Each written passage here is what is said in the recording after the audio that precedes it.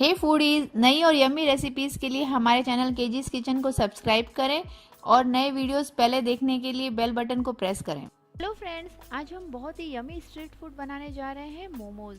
ये वेज मोमोज हैं और ये खाने में बहुत ही टेस्टी लगते हैं। तो चलिए शुरू करते हैं बनाना मोमोज।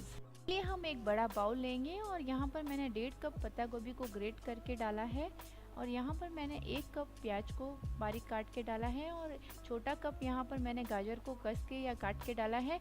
यहाँ पर 4-5 हरी मिर्ची को मैंने डाला है इसके अंदर बारीक चॉप करके और यहाँ पर 2 चम्मच मैंने नमक डाला है। अब इस नमक को हम अच्छे से इन सब्जियों के साथ में मिक्स कर देंगे ताकि नमक अच्छे से मिक्स होकर सब्जियों का पानी छोड़ दे।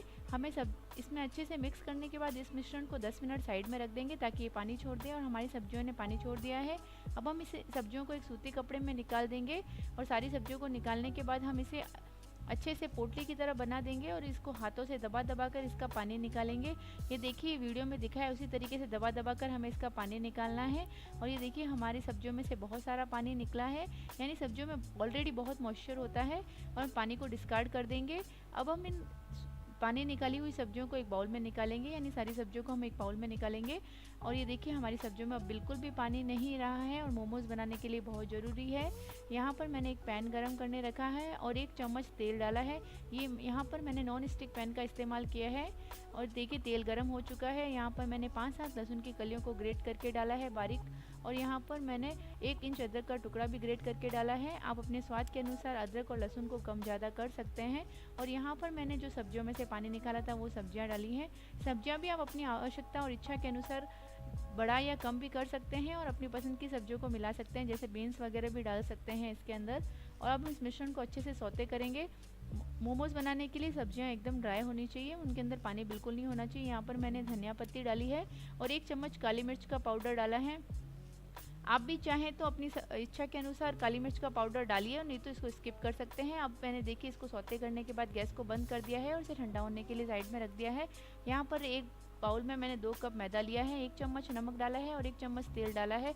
अब इस मिश्रण को हाथों से अच्छे से मिक्स कर देंगे और तेल को हम चारों तरफ अच्छे से मिक्स कर देंगे मैदे में और थोड़ा थोड़ा पानी डालकर हम इसका एक अच्छा सा स्टिफ सा डो बनाएंगे। हमें एकदम इसका नरम सा डो नहीं बनाना है, थोड़ा स्टिफ डो बनाना है।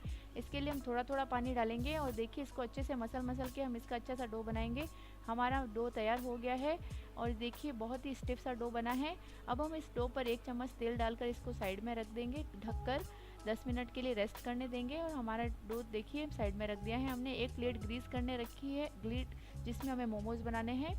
और यहाँ पर हमारा डो तैयार हो गया है। अब हम इस डो में को डिवाइड करेंगे छोटी छोटी लोइयों में और इस लोइयों को हम बेलेंगे पूरी की साइज़ जैसा, लेकिन हमें छोटी पूरियाँ बनानी है मोमोज बनाने के लिए। और ये हम पूरियों को बनाने के लिए एक बात का ध्यान रखिएगा, ये पूरियाँ एकदम इवनली चारों तरफ से बेली गई हो, मतलब साइज़ आप कैसी भी बना सकते हैं, ज़रूरी नहीं गोल बनाएं, लेकिन इनको चारों तरफ से एकदम एक जैसा बनाएं और कहीं पतली कहीं मोटी ऐसी नहीं बनाएं। ये देखिए हमारी पूरियाँ एकदम सही बेली गई है और एकदम इवनली बेली गई है। तो देखिए बहुत ही अच्छी सी बेली है और इसमें इसकी स्टफिंग हम इसके अंदर फिल करेंगे।